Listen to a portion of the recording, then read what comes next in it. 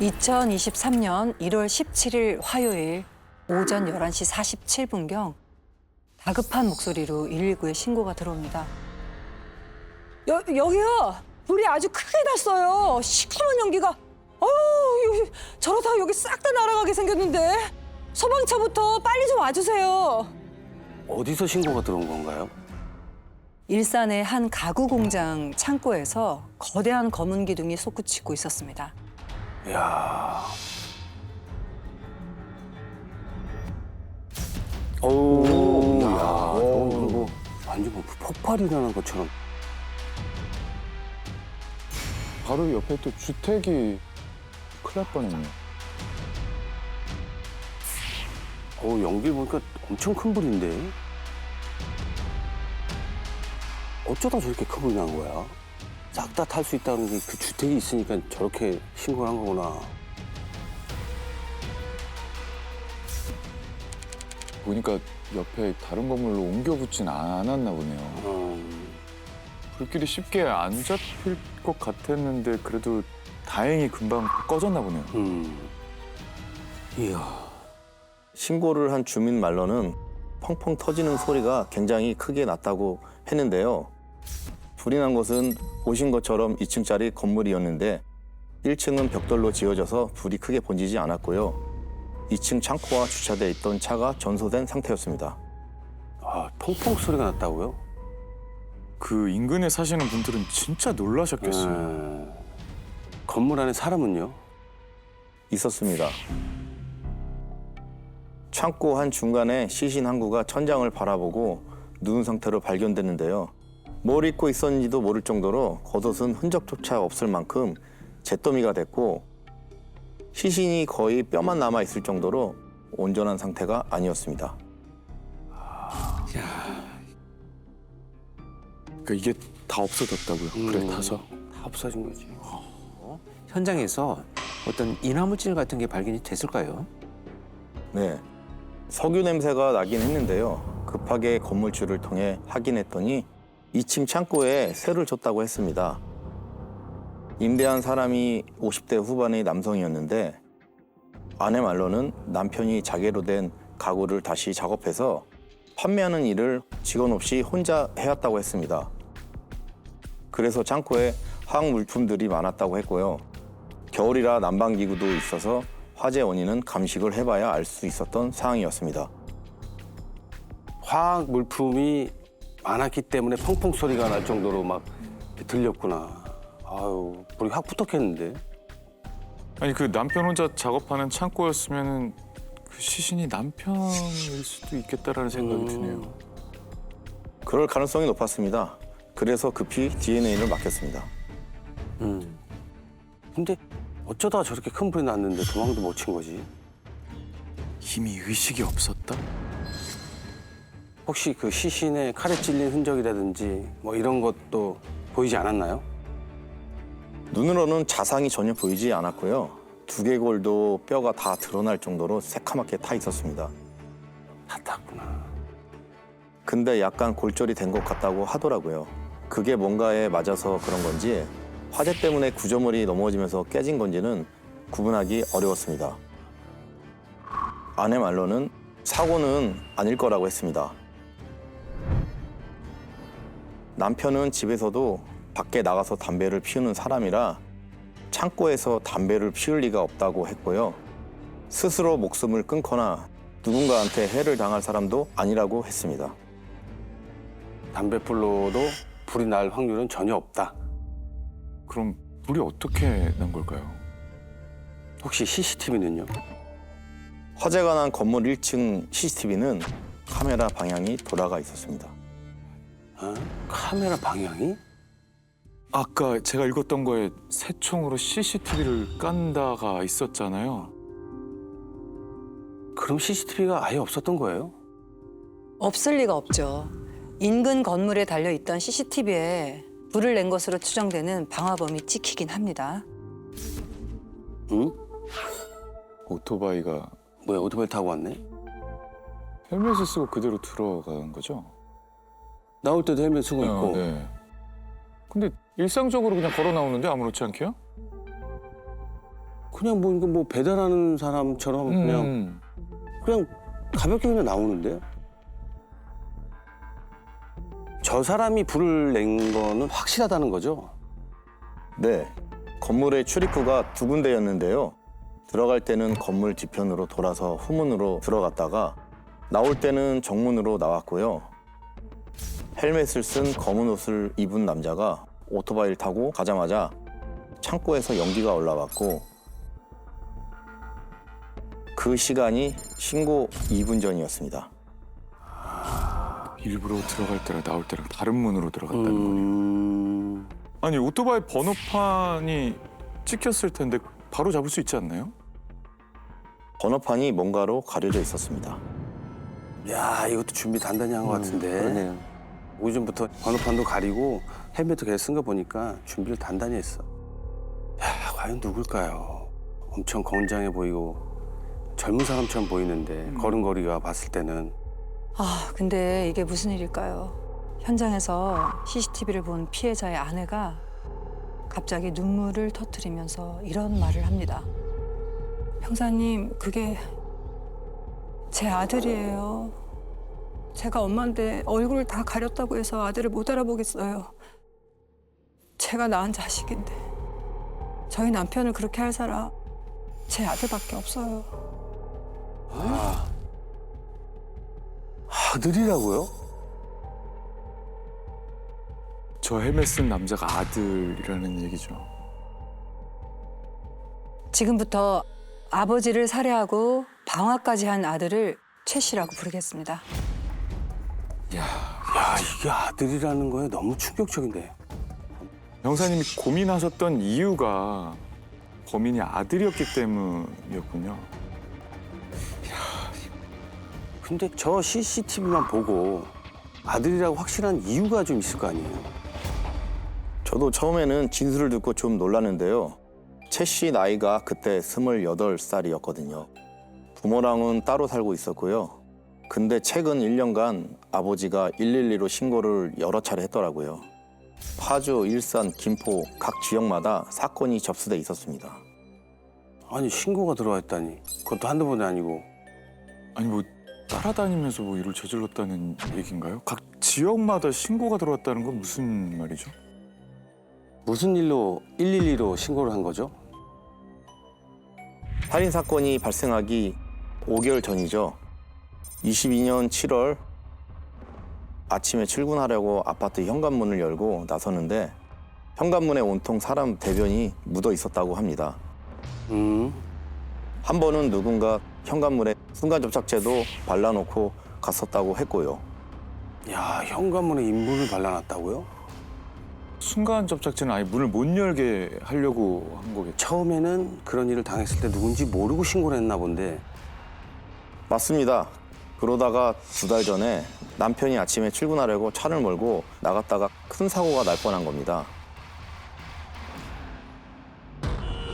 신호가 걸려 브레이크를 밟았는데 먹히지 않았던 거죠. 급하게 차량 시동을 끄고 사고는 겨우 면했다고 했는데 브레이크 호스 3개가 모두 절단돼 있었다고 했습니다. 한 달 전에도 아내가 몰고 다니던 차량의 타이어를 누군가 찢어놓고 가서 지구대 직원들이랑 CCTV를 확인했는데 그게 아들 최 씨였다고 했습니다. 브레이크를 그렇게 했다는 거는 죽이려고 했다는 건데. 그러면 엄마 차까지 해서 부모를 모두 살해하려고 했다는 건가요? 아니, 근데 신고가 접수됐던 경찰서가 왜 모두 달랐던 거죠? 경찰 조사 때마다 아들이 한 짓이 하나씩 밝혀지고 심지어 아들이 돈을 내놓지 않으면 가만두지 않겠다고 협박을 하니까 재산을 일부 처분해서 8천만 원이나 되는 돈을 아들에게 보내주고 아들 몰래 이사를 갔다고 했습니다. 그래서 전에 살던 집, 이사한 집, 남편이 일하던 창고 인근 사건이 있었던 지역마다 신고가 다 따로 들어가 있었던 상황이었습니다. 아들을 피해서 부모가 몰래 이사를 했다고. 근데 28살에 그렇게 큰 돈이 대체 어디에 필요했을까요? 이해가 안 되지만 일단 돈을 줬으면 멈춰야 되는 거 아닌가? 근데 결국에 살인까지 이어지게 된 거 아니에요? 그런데 상당히 위험스러운 건 오물을 투척한다든지 뭔가를 묻혀놓는다든지로 시작을 해서 점차 이제 그 위험 수위가 높아지잖아요. 직접적으로 생명에 위협이 되는 차량에 손을 대기 시작을 하고요. 통제를 못하고 있는 감정이 전면에 드러나기 시작을 하면서 결국은 이제 살인으로 이어지지 않을까. 이해가 안 되는데 난 도무지. 저도 전혀 이해가 안 돼요. 아들이랑 뭐 어떤 문제가 있었나요, 부모님 간에? 아닙니다. 초등학교 3학년 때 산만해서 ADHD 진단을 받긴 했어도 착한 친구들이랑 어울리던 온순한 아들이었다고 했습니다. 사건 발생 5년 전인 2018년 베트남에 있는 대학으로 아들이 유학을 갔을 때 아들을 보러 부부가 한 번씩 가기도 하고 남편이 특히 자주 연락을 했었다고 합니다. 아니 유학도 보내주고 부모랑도 잘 지낸 것 같은데 갑자기 아들이 왜? 베트남에서 무슨 일이 있었던 거 아닐까요? 코로나가 한창일 때 몸이 좀 안 좋았다고 합니다. 그래서 남편이 건강식품을 아들에게 보내줬다고 하고요. 그런데 이걸 먹고 몸이 점점 더 아픈 것 같다고 하면서 한국으로 돌아오고 싶어 했다고 합니다. 아내는 학교를 마쳤으면 했는데 남편이 허락을 해서 아들이 결국 들어왔던 거고요. 그게 2021년 8월 무렵이었는데 돌아온 지 한 달 만에 남편과 싸우고 집을 나갔다고 했습니다. 아니 건강 챙겨줘. 돌아오고 싶다고 하면 다 받아줘. 아버지가 다 하신 것 같은데 왜 그랬을까? 아니 뭐 때문에 싸웠길래 돌아온 지 한 달 만에 집을 나갑니까? 최 씨는 아버지가 베트남으로 보내준 건강식품 때문에 자신의 건강이 악화됐다고 믿고 있었다고 합니다. 한국으로 돌아와서 자기가 약을 지어왔는데 그게 자기한테 맞는 것 같다며 약값을 요구했고요. 150만 원이었다고 했습니다. 아니 아버지가 아들한테 설마 안 좋은 걸 먹였겠냐고. 그쵸. 그리고 건강식품이라면서요. 해가 될 만한 게 아니었을 텐데요. 그렇죠. 어머니는 홍삼 같은 건강식품으로 기억하고 있었고 부부가 모두 먹었다고 했으니까요. 몸에 나쁜 건 아니었습니다. 야, 이거 좀 뭔가 이상한데. 분명히 뭔가 좀 다른 이유가 있을 것 같아요. 어머니도 갑자기 이상한 행동을 하는 아들이 걱정돼서 가족 상담도 받으러 다녔다고 했는데요. 점점 심한 문자 메시지를 끊임없이 보내왔다고 했습니다. 그래 갑자기 애가 이상했으니 부모 입장에서 얼마나 걱정이 됐겠냐고요. 근데 무슨 문자를 그렇게 보냈나요, 부모님께? 아버지는 굳게 닫힌 아들의 마음을 계속 두드렸는데요. 돌아오는 밤마다 희망이라고는 전혀 보이질 않습니다. 부모님이 얼마나 참담하고 무너졌을지 짐작도 어렵습니다. 아빠랑 얘기 좀 하자. 집에 와서 진지하게 얘기를 하고 풀어야지. 내 마음도 힘들다는 거 아니까 와서 상의하자. 10억 치료비로 내면 대화는 해드리겠습니다. 집에 와서 얘기 좀 하자. 약값 150밖에 안 되는 것도 내주지도 못하는 부모가 어딨냐. 개 거지마냥 행동하고 나도 당신들 부모라 생각도 안 하고 굳이 말 섞을 필요가 없지, 짐승들이랑. 이게 뭐야? 10억 치료비로 내면 대화를 해드리겠습니다. 이게 지금 부모님한테 보낸 거잖아요. 아니 약값을 안 줬다고 지금 부모한테 이렇게 문자를 보낸 거야? 거기에다가 그 돈 주면 내가 대화는 해주겠다. 아, 야, 이거 좀 약간 사고 체계가 좀 의심스러운데. 근데요, 이건 정말 일부입니다. 순화해서 보여드린 거고요. 부모님의 이름을 부르면서 욕설과 비난을 서슴지 않습니다. 결국 따로 살 오피스텔을 얻어달라고 해서 얻어줬더니 보험도 자기 앞으로 해달라며 끊임없이 돈을 요구했다고 합니다. 아니 진짜 대체 왜 이렇게 하는 거야? 이유가 뭐야? 이 부모님 돈이 자기 돈이냐고요. 그러니까 그냥 돈이 필요해서도 저렇게까지 하면 안 되지. 최 씨는요? 도망갔어요? 귀족 위치로 확인해 봤더니 아버지가 얻어준 오피스텔 인근에서 움직이질 않고 가만히 있더라고요. 그 건물 관리인이랑 청소하시는 분이 CCTV에 찍힌 사진을 보고 최 씨가 타고 다니던 오토바이가 맞다며 확인해 줬고요. 집엔 이미 없었습니다. 도망갔네 벌써. 아 참. 근데 기지국은 왜 그 근처로 잡히는 걸까요? 전화기만 두고 도망간 건가? 그게 아니었습니다. 기지국 반경 일대를 탐문하다가 인근에 있는 병원에 입원해 있는 걸로 확인되었습니다. 아 병원에요? 아, 본인이 스스로 정신병원에 들어가 있었을까요? 교통사고가 나서 허리를 다쳐 한방병원에 입원해 있었습니다. 교통사고라니. 멀쩡해 보이던데. 오토바이 올라타고 이렇게 움직일 정도 멀쩡해 보였잖아요. 허리 다친 사람은 아니었는데. 이것도 미리 술을 쓴 것 같은데. 그래서 바로 잡으러 가셨네요. 네. 화재 신고가 들어온 지 4시간 만에 긴급 체포를 하러 갔죠. 멀쩡한데 병실 침대에 누워 있더라고요. 제 키가 183cm 정도 되는데 저보다 손 하나 정도가 더 컸고 덩치도 100kg는 넘어 보였습니다. 저희를 보자마자 올 게 왔구나 하는 표정이었고요. 피해자인 아버지의 이름을 대면서 사건에 대해서 물었더니 변호사를 붙여달란 말만 했습니다. 변호사 참. 그러니까 어디서 많이 본 거죠. 변호사부터 찾는다는 게. 키가 형사님 183, 한 뼘이 더 크다고요? 190 정도입니다. 덩치도 상당했겠네요. 야, 이거 지금부터겠는데. 증거를 못 찾을 거라고 생각했나? 맞습니다. 아예 입을 다물더라고요. 대답하고 싶은 것만 대답해도 된다고 하니까 아버지에 대한 원망을 쏟아냈습니다. 부모님이 어렸을 때 자신을 학대했고 특히 아버지가 부모 역할을 제대로 하지 않았다. 유학 때 이상한 약을 먹여서 자신을 아프게 했다고 했는데요. 창고에 갔던 사실, 살인에 대한 건 무조건 묵비권을 행사했습니다. 그래서 1차로 부인하는 진술들을 모두 받아낸 후에 왜 자꾸 얘기를 안 하냐 슬쩍 던졌더니 약간 놀라운 얘기를 했습니다. 뭐 때문에 놀라셨어요? 뭐라고 하던가요? 형사님, 저도 살인은 처음이지 않냐. 이런 경우에 몇 년 사냐. 이렇게 물어보고 아버지가 돌아가신 게 꿈만 같다며 시신 사진을 보여달라고 했습니다. 아버지 시신의 사진을 보여달라고? 제가 볼 때는 이 정도 되면 아마도 여러 가지 검색을 해봤을 것 같아요.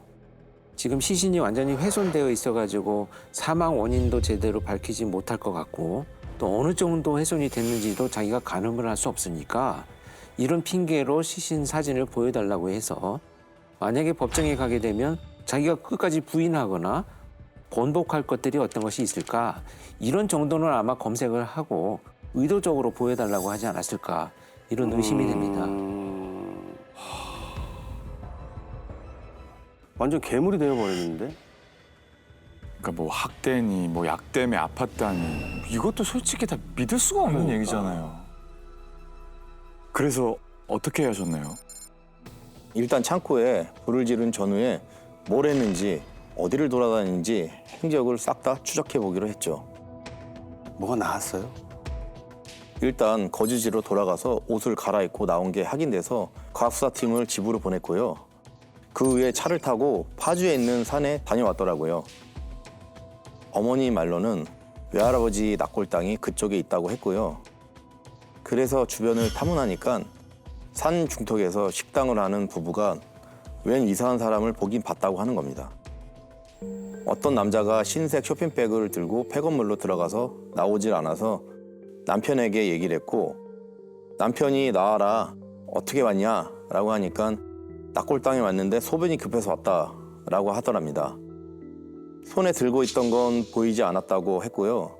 남자가 키도 덩치도 엄청 컸다고 진술했습니다. 야, 그럼 맞네, 아들이. 아니 화장실이 급하면 납골당에 가서 하면 되지 폐건물에는 왜 들어가요? 거기서 뭔가 했나 본데요. 그래서 저희 팀이 확인했더니 뭔가를 태웠다고 하더라고요. 범행 당시 입고 있었던 옷으로 추정돼서 수거했고요. 거주지에 감식하러 간 과학수사팀이 운동화에 묻어있던 혈흔도 찾아냈습니다.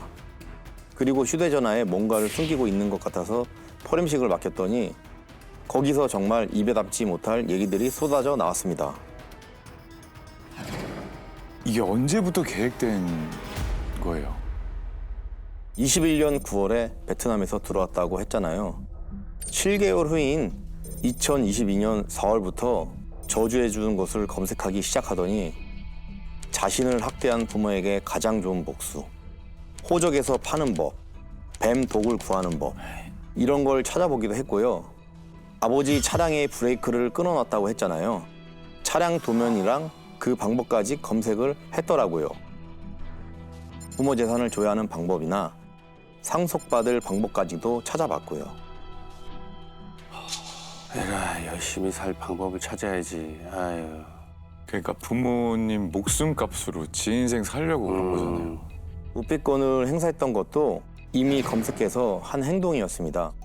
자신이 죽였다고 해도 법원에서 무죄받는 사례도 알아봤고 존속살해 사건 중에 변호사가 성공한 사례를 찾아봤는데 구이동 존속살인 사건을 확인해 봤더라고요.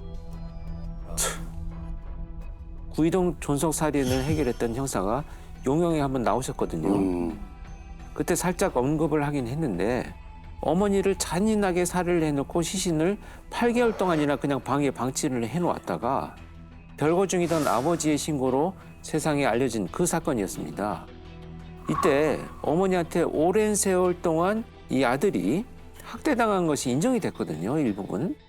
미성년자이기도 했지만 아동학대로 처벌이 그렇게 무겁지는 않았던 그런 사건이에요. 그래서 이 범인이 어렸을 때 학대를 당했다는 주장을 했던 거로 보입니다. 그럼 아동학대는 사실이 아니었던 거네. 살해당한 아버지도 사고를 피할 수 있었던 어머님도 가슴 치며 눈물을 토하셨을 겁니다. 갓난아기 때 한 번 이혼한 적이 있었는데요. 그게 아들에게 상처가 됐을진 몰라도 아들이 사고로 다치면서 부부가 다시 합치게 됐고 평생 아들 하나 잘 키우고 싶어서 열심히 살았던 부부였습니다. 돈이 많아서 유학을 보낸 것도 아니었고요. 갓난아기 때 잠시 헤어진 거를 기억할 수가 있을까요? 그 그건 문제는 없을 텐데. 아닌 것 같아요. 네. 이 정도면 자식 잘 되라고 하는 말도 다 학대라고 받아들일 수 있어. 근데 8천만 원이나 받아놓고서 왜 돈을 더 달라는 거냐고요. 무슨 도박 같은 거라도 하고 그랬나요? 저희가 계좌를 추정해 봤는데 부모님한테 8천만 원을 받기 전에 잔액이 4만 원 정도 있었는데요. 코 수술하는데 640만 원을 넘게 썼고요. 수술까지 했더라고요. 네? 아버지 살해 후에 통장에 140만 원 정도가 남아 있었습니다. 아니야 이거? 야, 통장에 140만 원 남았다고? 8천에서? 부모에게 어떤 짓까지 하냐면요. 아버지 차에 위치 추적기를 달고 미행까지 하면서 바람 피우고 있다 의심하고요. 어머니한테 성적 험담까지 던지고 어머니가 그냥 같이 죽자는 말까지 하셨더라고요. 근데 아들 최 씨는 그런 어머니한테 자신의 눈앞에서 죽어보라고 합니다. 그냥 아유, 이런 거다 했지. 진짜 제정신이 아니네. 제가 볼 때는 약간의 망상이 있는 걸로 보여집니다. 보통 이제 일반을 할 수는 없는데 제가 다른 유사한 사건에서도 보면 아이를 외국에 유학을 보내면 성적도 잘 안 오르고 또 교우관계가 원활하지 않으면 고립된 상태에서 좀 망상이 깊어져서 그 원망을 가족들한테 쏟아내는 이런 사건들이 몇 건이 있었거든요. 좀 유사한 패턴을 보이고 있고 약간의 망상으로 인해서 보통 정상적인 합리적인 판단들을 왜곡되게 받아들이기 시작을 하니까 원수다, 복수를 해야 된다 이런 것들을 이제 발전을 해나가면서 범행이 이어진 것으로 추측은 됩니다. 물론 이렇게 검색을 하고 범행을 준비하고 이런 걸로 봐서는 정신이 완전히 와해되지는 않았어요. 아니, 왜 그랬답니까? 얘기는 해요? 3회차 때 입을 열었는데 아버지 탓을 했습니다. 최 씨 거주지에서 수거한 운동화에서 아버지의 혈흔이 확인되는데도 살인의 방화까지 인정하지 않았고요. 끝까지. 몸싸움을 하다가 아버지가 코피를 흘렸고 불을 붙인 적도 없다. 자기가 나올 때 뭔가 터진 소리가 났다. 죽이려고 한 게 아니다. 이렇게 주장했습니다. 참 끝이 없네. 계속 북선 변호사가 왔는데 통치 직전에 사선 변호가 왔습니다. 그제야 아버지 목을 3차례 졸라 살해했고 어떻게 불을 질렀는지까지 털어놨는데요. 이미 2차례나 창고에 가서 열쇠 사진을 찍고 CCTV 방향까지 돌려놓은 예비 정황까지 저희가 모두 파악한 상황이었습니다. 아버지의 목을 졸랐다고? 덩치가 엄청 컸잖아요. 그러니까. 아버지를 힘으로 밀어붙인 거예요. 끔찍하다. 자식이 그렇게 목을 조르고 있으니 가슴이 칼로 난도질 당하는 느낌이었을까요? 얼마나 아팠을까요? 제 생각에는 이 부모가 문제가 있어서 뭐 좀 치료나 주변에 도움을 요청하려고 해도 그게 오히려 또 자식의 장래에 또 그렇지, 나쁜 흠이 영향을 될수 줄까 있으니까. 봐 그냥 가족의 문제로 두 분이 겪은 것 같아요. 안타깝네요. 그냥. 두 분이 그냥 담고 살았던 거죠. 그렇죠. 네. 죄값은 얼마나 받았습니까?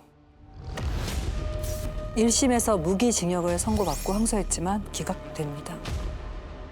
항소를 했다고요? 자식을 가진 부모 입장에서는 힘드네요. 항소를 했다라는 것 자체가 본인은 여기서 어떻게든 살 방법을 지금 계속 찾고 있다라는 거잖아요. 나는 모르겠지만 어머니가 도와줬을 것 같아. 어머니가 아들이라도 살리자. 나중에 변호사가 국선에서 바뀌었다고 그랬잖아요. 그것도 다 어머니가 도와준 게 아닌가 싶어요. 안타까운 사건이네. 즐겨봐 이 채널.